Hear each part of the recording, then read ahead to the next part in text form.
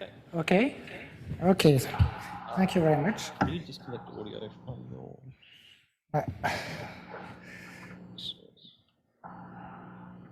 Okay. Yes. Yes. Okay. Okay. So next speaker is Thierry, who will tell us about subsumptions of algebraic rewrite laws.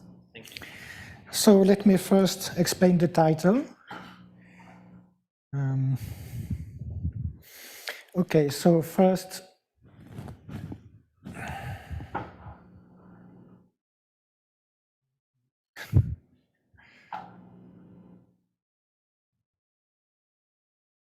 Okay.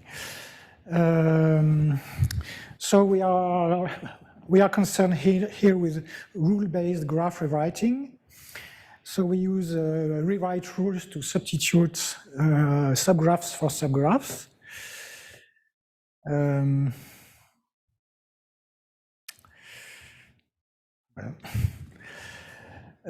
But of course, we are not only interested in graphs, but in general in distributed data structures. So that's why we use a category, and we are going to compute in this category. And to do that, we will usually assume suitable properties on this category on a call by need basis. So I will not insist on this.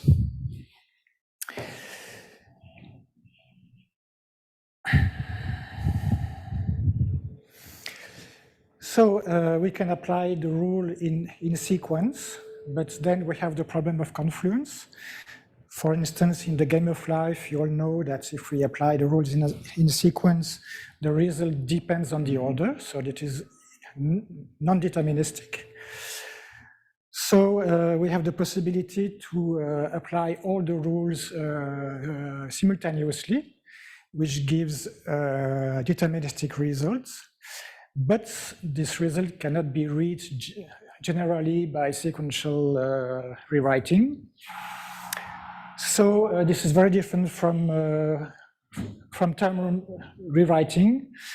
So it means that here we are not concerned by proving things, okay, but only by computing by means of rules. Next, we are going to use the notion of subsumptions. So informally, I will say that a rule is subsumed by another rule if when we apply both rules simultaneously, we get the same result as when we apply the subsuming rule. And now I have written a plural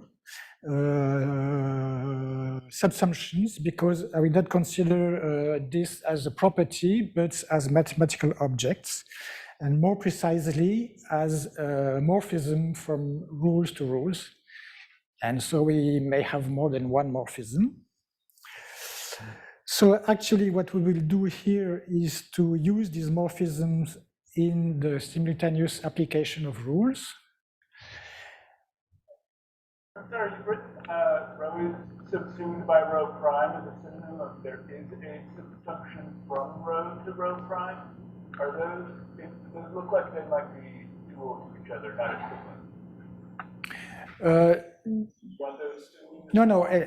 What I mean is that I will really use morphisms between rules with the meaning intuitively that it is a kind of subsumptions. But here I will use these morphisms in the transformation, which means that this is not a definition of subsumption, okay? It is a key property that we will check at the end. So basically, I will first present the DPO rules, double push-outs for those who don't know this, and the direct transformations. I will define on an example, mostly, the morphism between the rules, and therefore a category of rules, and also a category of transformations. then from which we will extract a category of partial transformations that we will use to compute the global coherent transformation. And then we will lift this to rewriting environments. So basically, in graph rewriting, the substitution is always performed in 2 steps. We first delete and we then write. So a rule is a span diagram. We usually assume that the left-hand side is monic. The left morphism, I mean. Now, when we have an input graph G and matching M of L into G, which is a morphism, then we compute a context D by deleting in G all the items, vertices or arrows that are matched by M, but not by L circle M, okay? And from this context, we write what is specified by the morphism R, and K here is needed to specify where we actually write it.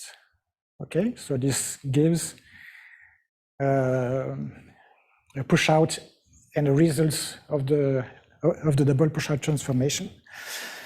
So in all the approaches to graph rewriting, to algebraic graph rewriting, the right-hand side is always push out. It's really the right concept for writing, for instance, for writing an arrow between 2 existing vertices.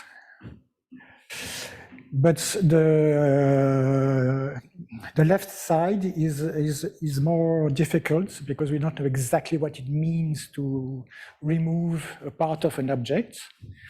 So here, the removal is conceived as the inverse of writing. Okay, so we are supposed to find a push-out complement of the matching and the left-hand side, which is not always possible. So sometimes we do have a matching, but we cannot apply the rule. And in some categories also, we don't. If we have a push-out complement, it may not be unique. So it means that even with one rule and one matching, it is not deterministic. But for us, it won't be a problem because we will apply all the push-out complements simultaneously. So it will be deterministic in this sense. But the problem, of course, now is that we won't be able to rely on matchings, on the set of matchings of left-hand side in G. So we will rely on all the direct transformations of all the rules individually in the graph. So let's take an example. Here, the rule on the top line, it says that we consider an arrow, we remove it between two vertices, and then we add two sequential arrows with the new vertex in between. And the input graph will be this graph with 2 parallel arrows. We have 2 matchings, M1 and M2. Each time we remove the matched arrow and we add the middle vertex with 2 new arrows. Okay. So we have 2 transformations. Intuitively, if we apply them simultaneously, we should add twice the new vertex and twice the 2 arrows. So we should get this graph. But now let's say that we want to keep our arrows parallel and we want to obtain this graph. Okay? So what we need is to merge the two vertices. And we will do this by declaring a subrule of this rule. So what we will do is to say that this new vertex will actually be created not by the arrow, but by the pair of vertices. So here is the subrule. We have two vertices, we don't remove anything, and we add a middle vertex. Okay? Of course, now we will we will declare that there is a morphism between this subrule and the previous rule with by means of three commuting morphism. But now we have another condition, is that if here in K we had the empty graph, it will still be commuting, but it wouldn't be considered as a subrule because here it would mean that we would remove the two vertices while the two vertices are here preserved. So there is a conflict between the two rules. Okay.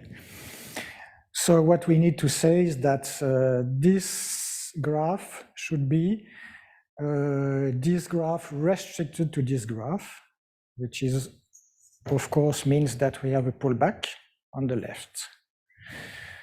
We don't need a pullback on the right. So this defines the morphisms between rules. The composition is component-wise, so we get a category of rules and subsumptions between them that we call R. Now let us compare the corresponding transformations. So here is what we get with the subrule on G. So nothing is removed, and we add a middle vertex. Of course, we have two possible matching. The gray one reverses the left and right. Okay, it swaps the left and right. So we have two transformation, and now we can compare with the transformation of the top rule, which is written upside down here, and we see that we have a morphism here. And it's very easy to understand why, because in the subrule, we remove less, and therefore the context is bigger. And we can also see here that there are no morphisms between the results of the transformations. And again, it's because we remove less, but we add less. So there is no general comparison in the results.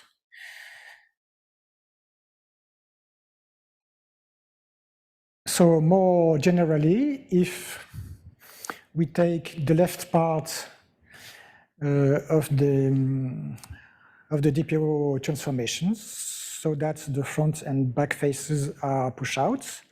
The top face is a pullback. It's a subsumption. The left face commutes. Then there is a unique D if in an adhesive category that commutes, so that we can define the corresponding morphisms between the transformations, the DPO transformation. In this way, it's the same as above, but there is a contravariant morphism here. Okay. So next thing, we are going to use only a part of this information in the global transformation. So as I said, I will not use matchings. So I will remove the left-hand side, and I cannot use the results, so I remove them. So what remains are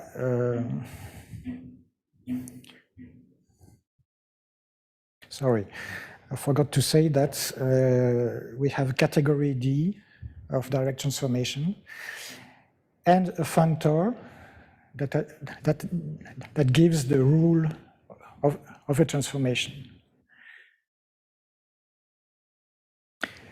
So partial transformation consists of the context and the interface and the right-hand side.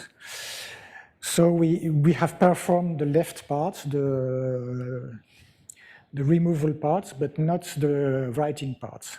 Okay, so we are in between, and we have the morphisms between them. This category is called SqPT. It's the category of partial transformations on C. We have an obvious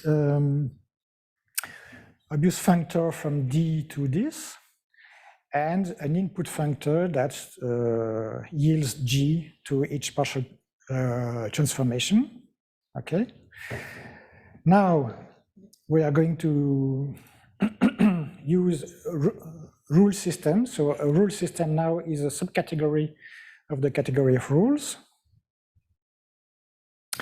And given an input G, we consider this as a functor into C. We take its inverse image by this functor, and we get here the subcategory of D of transformations of G. And then we do the same here, and we have the category of transformations of rules of S in G. So now we are going to use a subcategory of this, but it will be the whole category on the example. And we will access through this functor to the partial transformations. Okay? So in the example, we have two rules and two subsumptions. Each rule has two transformations in G. So when we do the previous computation, we get this category. So delta plus and delta minus are the transformations with rho. Delta prime 1, delta prime 2 are the transformation with rho prime. From this, we are going to look into the partial transformation, and we extract the context. So we get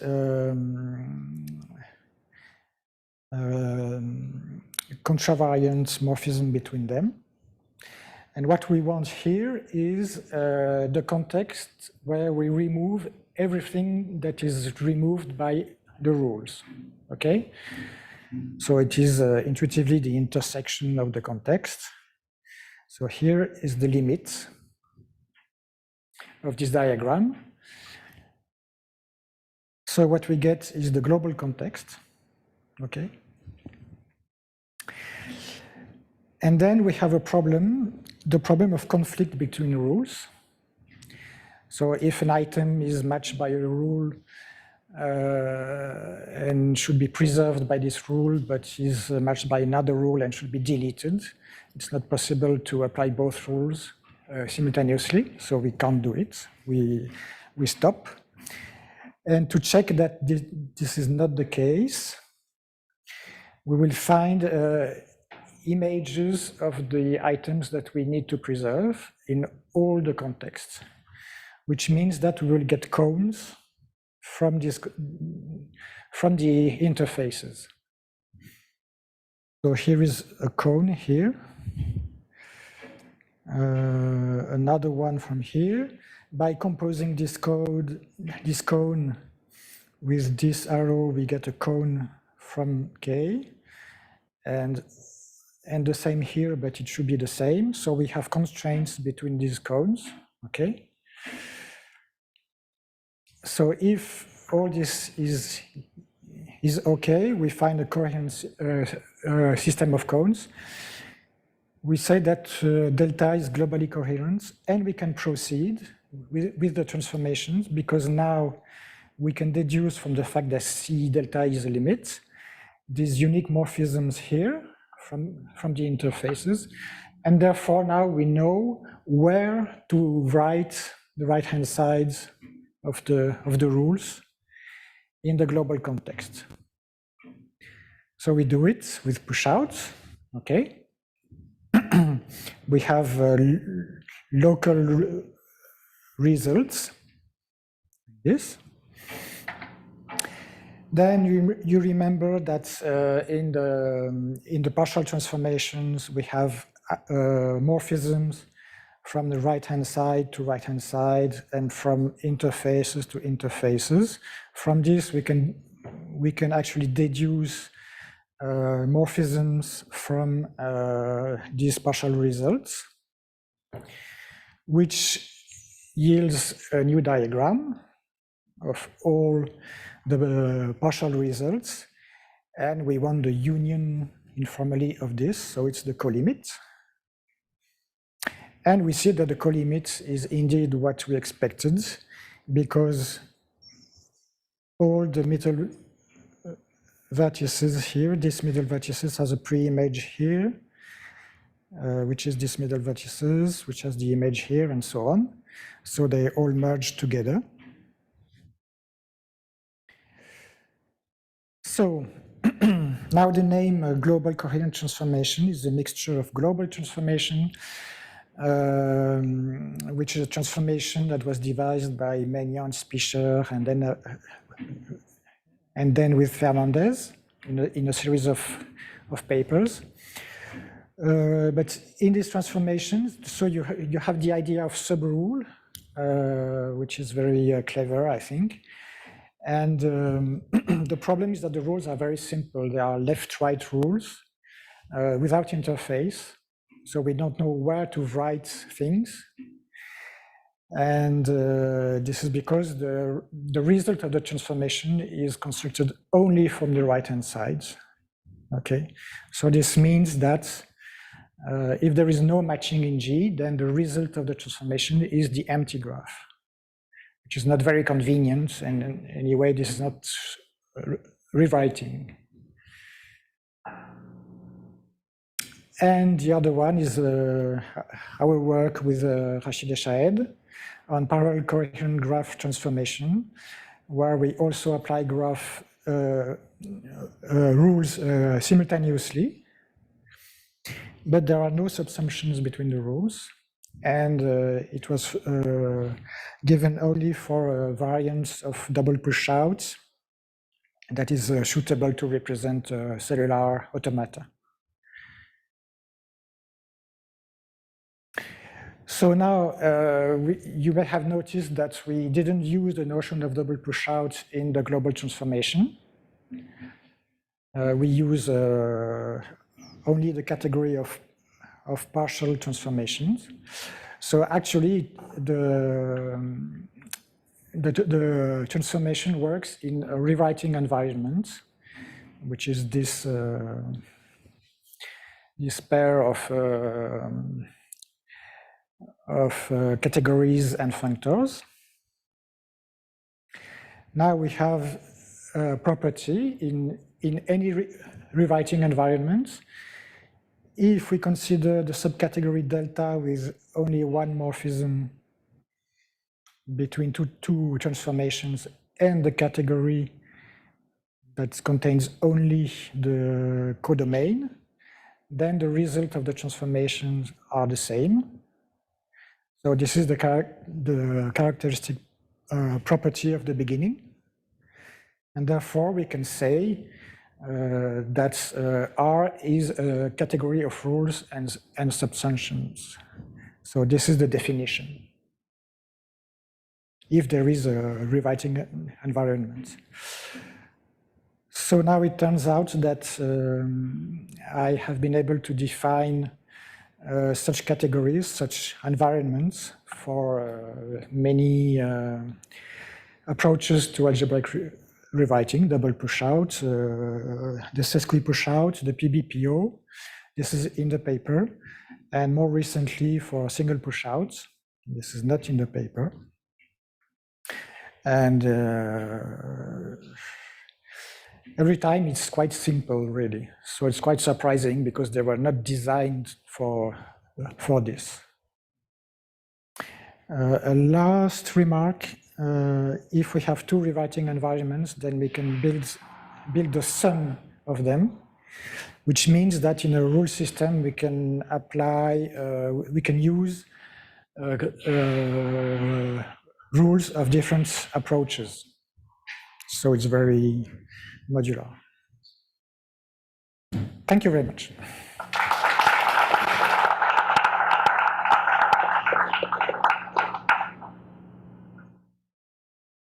Anyone that wants to go to the next talk in the other room should go now, but if there's one quick question to the speaker, we can take it.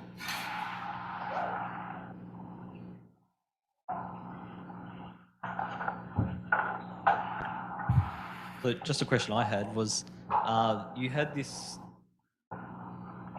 category of partial transformations, and it was sort of as a factor of this functor from direct transformations to C. Is that right?